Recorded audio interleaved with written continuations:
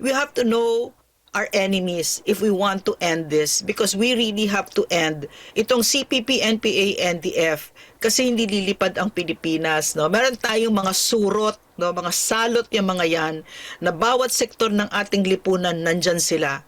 Ang nakikita kong maganda dito kasi kami yung unang task force ni PRRD, 'di ba, na lumaban ng diretso dito. Sa yung gobyerno ay mismong may task force, no? So, nasa comms ako noon. Ako yung nag-strategic communications, may team ako. So, ang layo-layo na ngayon, ang layo-layo na nang narating ng Pilipinas ngayon na hindi ko na kailangan lumaban. Ang Pilipino na mismo ang lumalaban sa kanila.